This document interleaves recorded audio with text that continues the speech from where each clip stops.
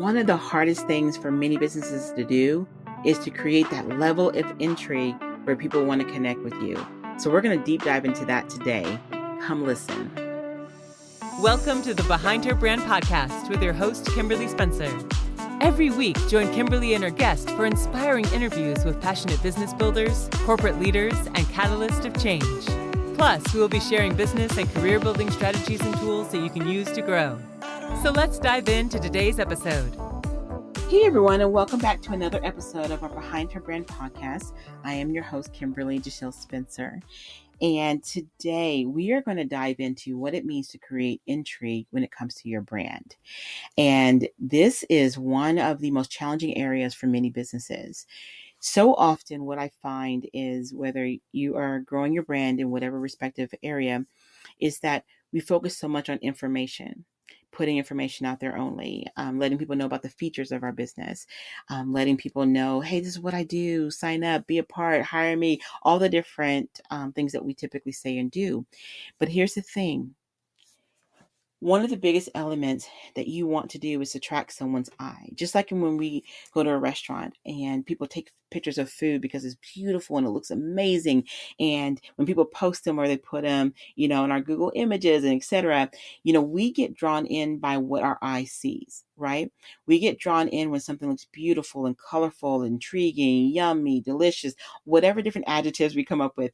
People get drawn in to what they see. That's a pure fact. So if I'm going to your respective business brand or organization's brand, first question would be, am I intrigued to want to learn more? Do I like how you're presenting your brand? This is where visuals come into play, okay? This is not that you have to be a certain kind of way, what have you, but when a brand has a very particular, if you will, your own identity, your own personality. And when that comes through in what you're presenting, that immediately draws the eye. Like, for example, I remember this lawyer and he's a divorce lawyer and he is so amazing. He is let me say how he describes himself. He says, I'm part hippie, I'm part bohemian, but I'm also part Metro Man. He's a mix of all type of things. He loves to really own himself. He can dress down in an absolutely amazing suit and have dolphins on his socks. And people love his personality because he's very chill, very relaxed. But when he gets into the courtroom, he can go in. Okay. So on his website, he decided not to go for the typical blue, black, or very structured kind of website for his brand. He wanted people to know who he was. So he went with a more personal touch. He shared about his passion. He shared about who he is. He shared why he loved the law. He shared about his interests. So when families are going to him, obviously they're going to be contacting him because they're going through divorce, something traumatic, something hurtful. He deals with custody cases, all the things that, unfortunately are very sad instances. So oftentimes when people contact him, they're already highly emotional. They're feeling a lot, where there's anger, sad, and all these different things. But when you go to his website, you feel calm. Most times when you're going through different pages, you're smiling because you're like, oh, that's kind of funny. He makes you feel welcomed before you even have a conversation with him. He has a blog that's very interactive and it gives you so much information. Okay. And if you're asking why I know, is because I went through a divorce, but happily remarried now. But when you're going through that, I remember instantly feeling very comfortable because someone referred me to him. Someone said, hey, look, you are someone that really values real connection. This is your guy. And I never put a lawyer, an attorney, into the category of being warm and friendly. You always think of the other things that typically people say. And I had never really had to deal with many lawyers in my life until this point. So I will tell you this, his practice is booming. It's overflowing. People always leave feeling so supportive and so cared for. Now, I share all of that because his visuals actually attracted. Yes, someone referred me, but you know what? Truth be told, many people referred me to different attorneys, and I was turned off by the different websites until I got to his, and the visuals immediately told me who he was. It was a different kind of reaction completely. So look at what you are building, what you're putting out there. Because here's the thing. Some people may not learn about you through a referral. Okay. They may be Googling, your information pops up, which obviously is a great plus. But if you do the work to get Google to put you in a place where you are searchable, make sure what they find is worth hanging around for. It's a known fact. And if you don't know this, you're going to know now. The wrong word. The page that people go to the most on a website is the About Us. The second is the homepage. So on your homepage, it needs to feel like you're saying hello. Kind of like that Jerry Maguire movie, You Had Me at Hello.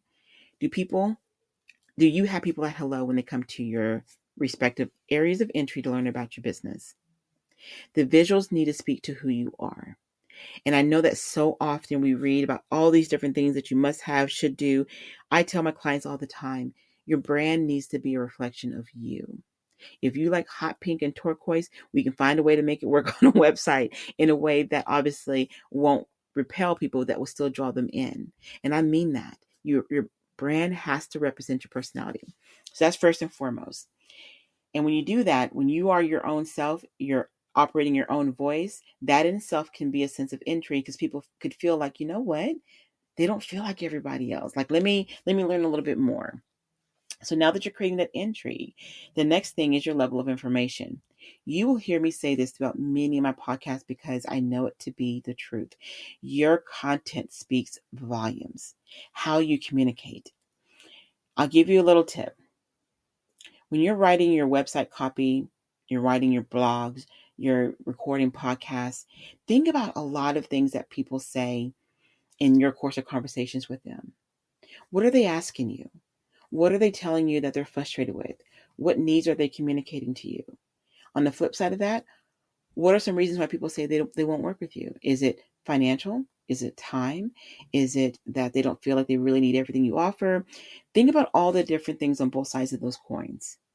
And then go to your website, go to your blog, go to any information that you're putting out there about your organization, and ask yourself, am I answering the things that people keep calling us for? Am I answering the objections in my website copy? Am I speaking to my value? Am I speaking to all the amazing benefits it is to work with me?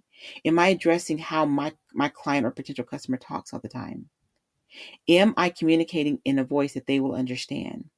Because if you do, that's another notch that they're going to say, you know what? I'm interested to now make a reach out. For example, if you've been struggling with your weight and you don't want the traditional methods, it doesn't feel, it doesn't feel like you. You don't want to try pills. You don't want to try this, that, and the other, but you go to a website and it says just those things that you're thinking. That are you tired of feeling like every program you have attempted to do just doesn't feel like who you are? You're not wanting to be ultra skinny, but you're also not wanting to stay where you are. You're looking for something that really feels good to you, feels natural to you, and feels like something you can incorporate into your day-to-day lifestyle. If that's you, maybe we should talk. And if you're not ready to talk to me yet, maybe I can have you talk to a couple of our clients, because I understand where you are. I didn't want a fad. I didn't want a peel. I didn't want to shake. So break. I'm like, end scene. Everything I just shared with you, if you saw that on a website and you were reading through that, obviously it may not be that lengthy, or if I did it in a video, you might feel like, oh my gosh, she understands me. Yes, that's me. I don't want another pill. I don't want no shake. I don't want this. Like, if that's you and you relate to what someone is saying, you may now at that point say, let me check them out. Let me sign up for a newsletter. Let me do the consultation. Let me send an email. That creates intrigue. When you know how to speak to your clients, you know what they're saying, you know what they're feeling. And if you say, well, Kim, how do I know all of that? Ask. Man, the power of the ask is so life-changing for your business. Talk to the people that you want to serve. Okay, talk to past clients. Make sure that you really understand the needs of your audience, because it's going to be incredibly challenging to create anything of intrigue if you are not attracting them through your words, through your visuals. If you're not even communicating in their language, it's going to be hard to draw them in. And I'm going to tell you the reason why I'm going to stop there. Those two areas I've just mentioned, the visuals across the board and also the web copy, is honestly the two biggest areas to create intrigue. And yes, there may be some other different, not maybe, there are some other subsets to that. But first and foremost, to get someone to even call you, reach out, connect, sign up for a newsletter, engage in some capacity, comes through those two mediums right there. Does what you do, what you put out there, what you show, attract the eye, first and foremost? And then next, are you speaking to them in a way they understand? Okay? Here's the thing, and I'm going to end on this. One of the reasons why I'm going to implore you to talk to multiple different people, I'm not a big fan of having like one avatar to describe your entire audience base. I know. Some of you might be thinking, oh my God, Kim, I teach that, or no, I don't agree with you. Hear me out before you go there. One of the things when I used to be taught when I was building my business, you got to have an avatar, who's your ideal client, all of that. One day I literally sat and I looked at my client base and I realized they weren't in the same economic, not in the same cultures, not in the same age group. I had one that was 20 and one that was 79. When I started looking at all of the typical things that people say when you're building up your ideal client, it didn't fit. But what did fit was what they needed from me. They were building their different respective marketing and brands, and they wanted help with their messaging. They wanted help with articulating their voice, developing their visual identity, developing their brand architecture. They were looking for all those different components. That's what united me to them.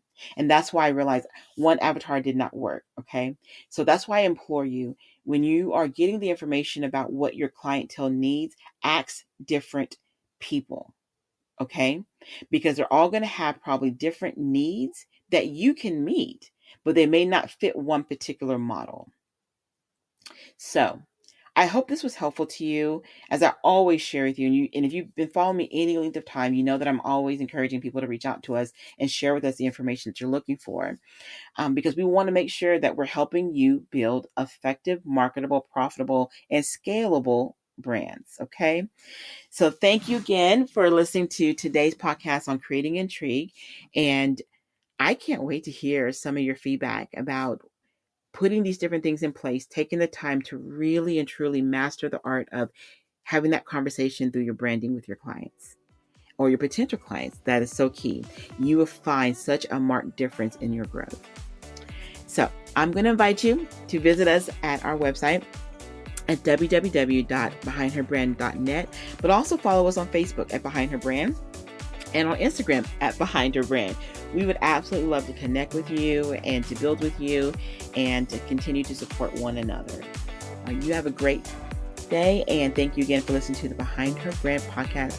And as I mentioned earlier, I'm your host, Kimberly DeShields-Spencer, and it's been a pleasure.